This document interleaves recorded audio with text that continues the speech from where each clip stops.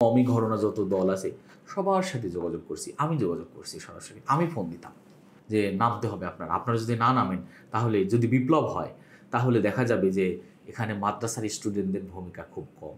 Sadek camera যদি পিছু টান দিতেন, ইসলামী ছাত্র শিবির যদি আন্দোলনে পিছু টান দিতেন, আন্দোলন কোথায় যেত আমি জানি না। দেখেন, ঢাকা ইউনিভার্সিটি ছিল ছাত্র এই অভ্যুত্থানের মূল জায়গা আর কি, ক্ষেত্র। এবং যখন আন্দোলনটা শুরু হয় তখন কোটা বিরোধী আন্দোলন দিয়ে যাত্রা শুরু হয়। কোটা বিরোধী আন্দোলন থেকে সরকার বিরোধী আন্দোলনের রূপ নেয়। আমাদের ইউনিভার্সিটি, ঢাকা ইউনিভার্সিটির যেহেতু এই আন্দোলনের মূল ক্ষেত্র ছিল, সেহেতু সাদিক কায়েম এবং সাদিক কায়েমের সাথে এস এম ফরাদ সহ ছাত্র শিবিরের জনশক্তিরা সরাসরি এই আন্দোলনে সম্পৃক্ত ছিলেন এবং তাদের স্পেশাল দায়িত্ব ছিল, যেহেতু মূল আন্দোলনের মূল মাঠটাই ছিল ঢাকা ইউনিভার্সিটি, আর যেখান থেকে বৈষম্যবিরোধী আন্দোলনের যাত্রা শুরু হয়েছিল, কাজে সেই শাখার যিনি দায়িত্বশীল ছিলেন তার তো স্পেশাল দায়িত্ব ছিল এটা। দ্বিতীয় হলো যে সাদেক কায়েম স্পেশালি বিশেষ ভূমিকায় ছিলেন, সব সময় ভূমিকায় ছিলেন। এই যে আরও অন্যান্য যারা ছিলেন, যারা বৈষম্য বিরোধী ছাত্র আন্দোলনের ব্যানারে এখন বড় বড় একটা রাজনৈতিক দলও হয়েছে, দলের প্রধানও হয়েছেন, আবার সরকারেও আছেন, তাদের যে শক্তিটা, আমি মনে করি সেই শক্তির মূল শক্তি হলো সাদেক কায়েম। সাদেক কায়েমরা যদি পিছু টান দিতেন, ইসলামী ছাত্র শিবির যদি আন্দোলনে পিছু টান দিতেন, আন্দোলন কোথায় যেত আমি জানি না। স্পেশালি বলতে পারি যখন ক্যাম্পাসগুলা বন্ধ করে দেওয়া হলো, স্টুডেন্টদেরকে হল থেকে বের করে দেওয়া হলো, সেই সময় ইসলামী ছাত্র শিবির স্পেশালি ঢাকা ইউনিভার্সিটির সকল জনশক্তিকে আমরা ঢাকাতে ধরে রেখেছি শুধু এই আন্দোলনটাকে টিকিয়ে রাখার জন্য।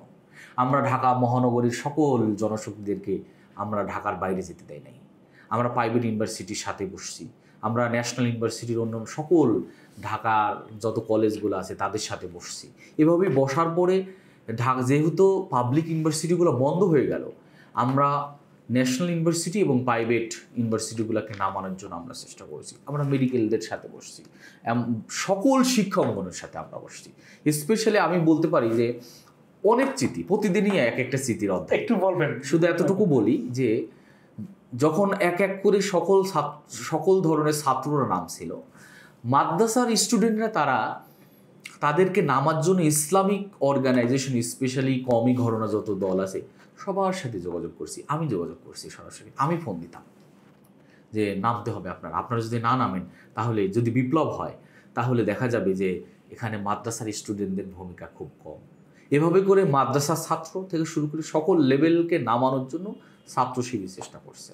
বিশেষ করে আপনি আর আমার দায়িত্ব থেকে, আমরা তো সবাই একই ধরনের কাজ করি নাই, তার নিজস্ব জায়গা থেকে কাজ ভাগ ছিল।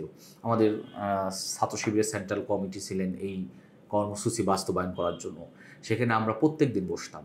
বর্তমান ছাত্র শিবির কেন্দ্র সভাপতি, বর্তমান যিনি ছাত্র শিবিরের সেক্রেটারি জেনারেল, তারপরে সিবগাতুল্লাহ দপ্তর সম্পাদক সহ আরও অনেক আছে যাদের নামগুলো ইতিহাসে হয়তো আসবে না, কিন্তু এই আন্দোলনে তারা সবচাইতে বেশি ভূমিকা রাখছেন। আমার দেখা আমার এই সকল ভাইরা 24 ঘন্টায় কাজ করতেন এই আন্দোলন। ঘুম কি জিনিস আমার কাছে মনে হচ্ছিল তারা ভুলে যাচ্ছে, রাতে ঘুমাইতেই পারতেন না, ফজরের পরে খুবই সামান্য ঘুমাইতেন, এবং সারাদিন চিন্তা, কাজ, টেনশন এবং আন্দোলনকে কীভাবে জয় করা যায়। এবং এক দফার দাবিটা আমরা 5 আগস্টে বিপ্লব ঘটে, আমরা 3 তারিখেই চিন্তা করেছিলাম যে এই সরকারকে ফেলাবো, এই সরকারকে আমরা হটানোর জন্য প্রয়োজনে হাসিনা যেখানে থাকে সেটা ঘেরাও করা হবে। এরকম নানা কর্মসূচি ইসলামী ছাত্র শিবিরের ছিল, এবং এক দফার দাবি ঘোষণা যারা দিয়েছেন তার পেছনের শক্তি হলো ইসলামী ছাত্র শিবির। এটা যদি তাদের কাছ থেকেও শোনা যায় তারা বলবে।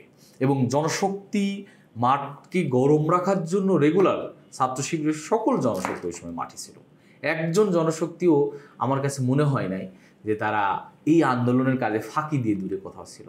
সবাই নিজেদের জীবন বাজি রেখে, অসংখ্য শহীদ ছাত্ররা, ইসলামী ছাত্রবীর শহীদের সংখ্যাও অনেক বেশি। কাজে এই যে এত ঘটনা, এত কিছু, এর ভিতরে একটা বিষয় আপনাদেরকে বলি। দেখেন, যখন যোগাযোগ ব্যবস্থা সব বিচ্ছিন্ন হয়ে গেছে তখন আমরা অফলাইনে ভিন্নভাবে যোগাযোগ করতাম।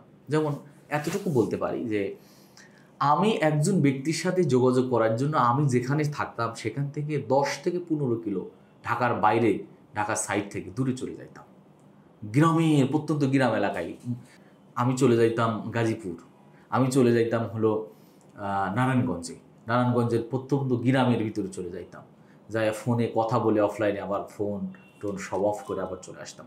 এই যে নানা কৌশলে কিন্তু এই আন্দোলনটা আমরা চলমান রাখছি। এবং শুধু এখানে আরেকটা বিষয় বলি যে এই আন্দোলনটা শুধু ঢাকা ইউনিভার্সিটি শেষ না, এই আন্দোলনটা ছিল পুরো বাংলাদেশ, পুরো বাংলাদেশ একসাথে। আমি রাজশাহী, আমি সিলেট, আমি চট্টগ্রাম সকল আন্দোলনই দেখছি। প্রত্যেকটা ইউনিভার্সিটি, প্রত্যেকটা মহানগর, প্রত্যেকটা জায়গা থেকে আমাদের ভাইয়েরা চেষ্টা করেছেন আন্দোলনটাকে সফল করার।